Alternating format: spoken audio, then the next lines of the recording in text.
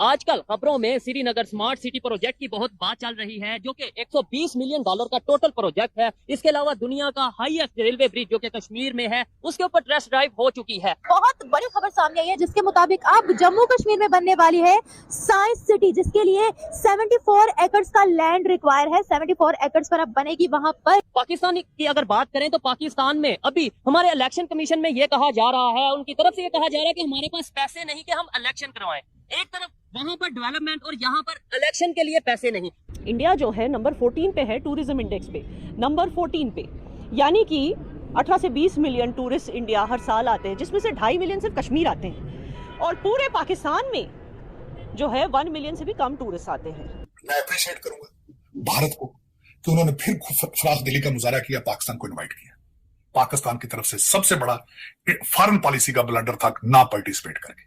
1.88 crore tourists came to the valley. That's a record number in itself. I think first time, especially एक तो Covid खत्म हुआ और जैसे ही यहाँ पे हालात अच्छे होने लगे, so I think tourism have really flourished. And Bharat ने रुपए को प्रमोट कर रहे हैं। इस वक्त 33 countries they are accepting rupees as a currency. ये बताएं, एड लेना बेहतर है या फिर ट्रेड करना बेहतर है? बिजनेस करना या भीख मांगना या हेल्प लेना बेहतर है? कौन सी चीज बेहतर है? यार बात बताए कि ये आपने ऐसा सवाल कर दिया, मुझे एज ए पाकिस्तानी इसका जवाब देते हुए शर्म सी आएगी। ठीक है, ये बहुत ही अफसोस की बात है कि गिलगित बाल्टिस्तान में 13 टूरिस्ट को जो है दहशतगर्दों ने भून दिया गोलियों से, साथ साथ में एक टूरिस्ट गाइड को भी। अब इससे टूरिज्म तो इम्पैक्ट होगा ही। मकबूजा कश्मीर जो इंडियन उस तरफ जो कश्मीर है, वहाँ पे बहुत बेहतर तरीके से डेवलपमेंट भी हो रही है। और वहाँ पे मैं आपको बताऊं कि वहाँ पे उनका जो गंगाराम हॉस्पिटल है, वहाँ पे 1000 बेड हॉस्पिटल, गायनी का हॉस्पिटल बना हुआ है कश्मीर में। अब चाइना को डिफीट करने में अमेरिका कामयाब हो ना हो, लेकिन भारत अपने इस चीज में कामयाब ये होगा कि उनकी इकोनॉमी इंप्रूव हो जाएगी, वो अगले लेवल पर चले जाएंगे, वो रीजनल पावर बन जाएंगे, वो फ्यूचर में सिक्योरिटी काउंसिल में परमानेंट सीट ले लेंगे। पेट्रोल की कीमत चल रही है सर देखे ना, 350 के पास है, ये 300 हो जानी है लीटर। हेलो दोस्तों, आपने कई बार सुना होगा कि विश्व में कहीं जन्नत है तो वो कश्मीर में है, और ये बात हम सब मानते भी हैं। लेकिन दोस्तों, अब हमारी सरकार इस जन्नत को और ज़्यादा खूबसूरत बनाने जा रही है, जहां पर हमारी सरकार ने कश्मीर के कैपिटल श्रीनगर को स्मार्ट सिटी बनाने का निर्णय लिया है, और श्रीनगर को मॉडर्न तरीके से डेवलप करने का प्रोजेक्ट शुरू भी हो चुका है, जिसमें कश्मीर के पुराने इंफ्रास्ट्रक्चर को नए तरीके से डेवलप किया जाएगा और उन्हें मेंटेन भी किया जाएगा। और श्रीनगर में कई सारे नए स्मार्ट इंफ्रास्ट्रक्चर बनाए जाएंगे, जिससे कश्मीर में और ज़्यादा टूरिस्ट अट्रैक्ट हो सके। और अभी देखें तो कोरोना के बाद हाईएस्ट रिकॉर्ड में टूरिस्ट कश्मीर में पहुंचे हैं। लेकिन दोस्तों, दूसरी तरफ पाकिस्तान द्वारा कब्जा किया गया कश्मीर को देखें तो वो एक पिछड़े हुए इलाके की तरह नजर आता है, और वहाँ के लोग ये बात खुद स्वीकार करते हैं।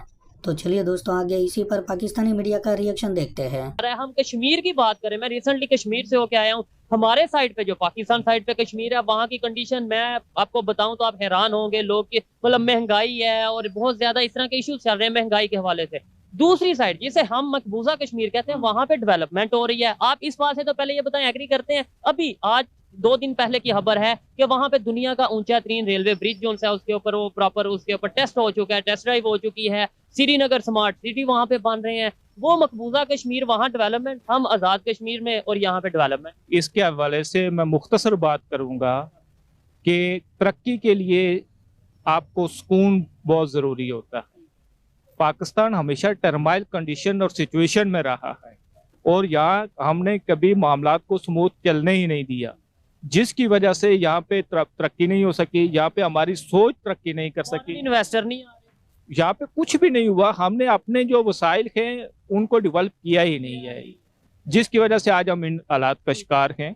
आप इसके ऊपर सर क्या कहना चाहेंगे? डेवलपमेंट की अगर बात करें, हम जहाँ पे आजाद कश्मीर कहते हैं वो कश्मीरियों को डेवलपमेंट नहीं मिल रही जैसी मिलनी चाहिए, और जिसे हम मकबूजा कश्मीर कहते हैं, जिसे हम ये कहते हैं वहाँ पे जुल्म, वहाँ पे अब आके यूएई इन्वेस्टमेंट कर रहा है। वहाँ पे श्रीनगर स्मार्ट सिटीज, वहाँ पे दुनिया का ऊंचा रेलवे ब्रिज, ये बातें हैं। देखें, डेवलपमेंट के हवाले से अगर हम दुश्मनी के हवाले से बात करते हैं, फिर डेवलपमेंट का भी बताना चाहिए ना, चाहे किसी को बुरा लगे। क्या कहना चाहेंगे? बहुत अच्छा क्वेश्चन किया है। बेसिकली हम तीनों का तल्लक आजाद कश्मीर से। अच्छा, कौन से इलाके से? मैं भी कश्मीर से ही हो गया। हम दोनों बाग से, और ये आबादपुर। ठीक है, आप बाग से? हम दोनों बाग से हैं। तो चलो, आपने क्वेश्चन किया, ये बात आपकी बिल्कुल दुरुस्त है कि जो मकबूजा कश्मीर जो इंडियन उस तरफ जो कश्मीर है, वहाँ पे बहुत बेहतर तरीके से डेवलपमेंट भी हो रही है।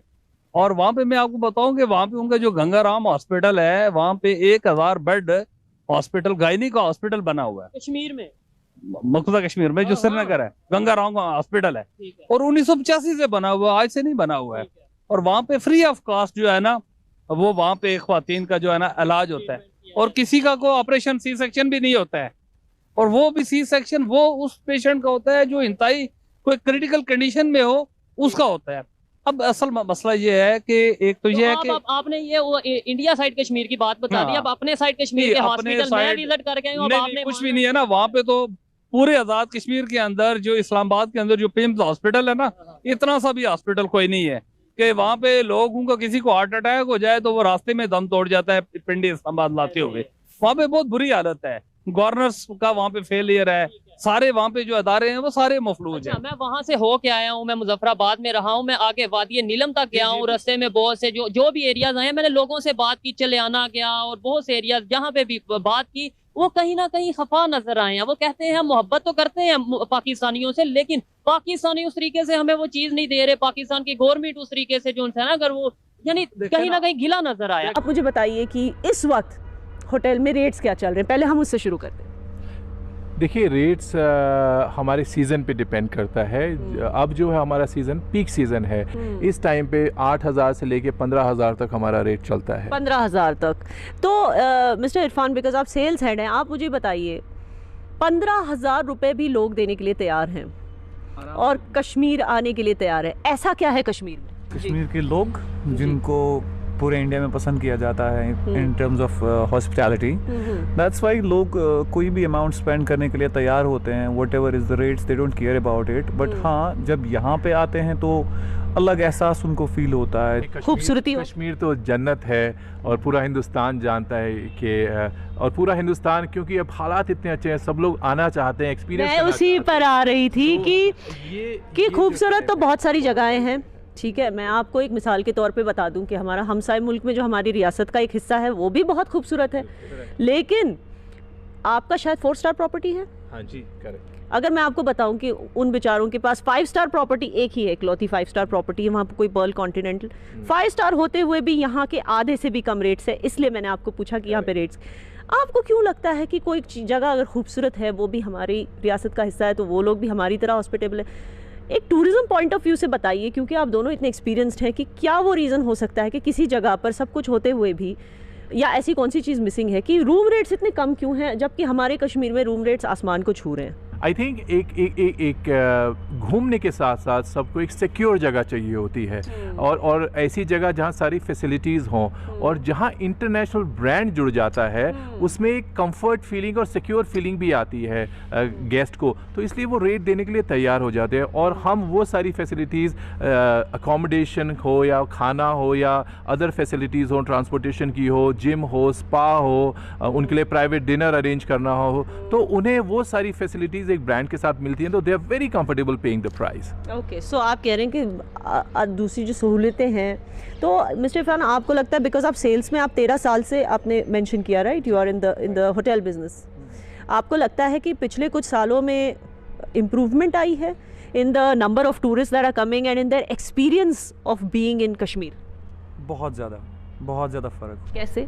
आहिस्ता आहिस्ता जो ही हालात ठीक हुए कश्मीर में, जो ही हालात स्टेबल होने लगे, तो लोगों ने आना शुरू कर दिया, पसंद किया आना, तो डे बाई डे हालात इम्प्रूव हो रहे हैं, जिसकी वजह से यहाँ का टूरिज़्म भी बढ़ गया है। पोस्ट कोविड हमने ऐसा एक बूम देखा था कि जो कि एक हिस्ट्री बन गया था। मतलब आप ये कह रहे हैं कि पहले कभी 1.5 करोड़ टूरिस्ट आए थे पिछले साल? ये पोस्ट कोविड ही हो पाया था, बिकॉज पहले कभी नहीं हुआ था ऐसे in the history of Kashmir? इतना ज़्यादा नहीं हुआ था हिस्ट्री में। Last year it was a history for tourism. 1.88 crore tourists came to the valley. That's a record number in itself. I think first time, especially एक तो कोविड खत्म हुआ और जैसे ही यहाँ पे हालात अच्छे होने लगे, तो I think tourism have really flourished. And तभी आपका hotel, I'm sure, full occupancy था. And what was the rate at that time? Because that was like peak and unprecedented. We were doing around 95% of occupancy, which is not a joke. और rate हमारा यही चलते थे 15,000 के आसपास, 12,000 के आसपास, with breakfast, dinner and other facilities.